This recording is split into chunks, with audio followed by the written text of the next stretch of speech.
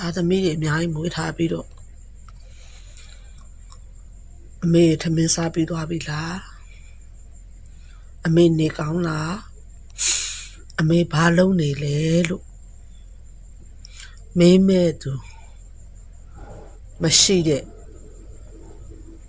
အမေမခံရတဲ့လူပေါ့နော်အဲ့လိုအမေမခံရတဲ့လူတွေအတွက်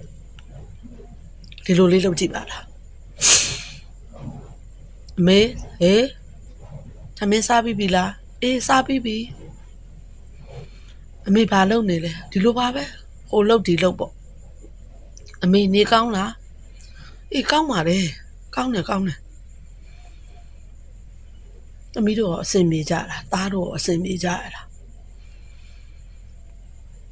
အေးအမေတို့စိတ်မပူနဲ့နော်ကောင်းပါတယ်အမေစားလဲပြီးပြီနော်အဲ့လိုလေးတွေကိုပါကိုပဲဖြည့်သိမ့်လိုက်ကြနော်အဲ့လိုလေးပဲပြောပြီးတော့ဖြည့်သိမ့်လိုက်ကြလို့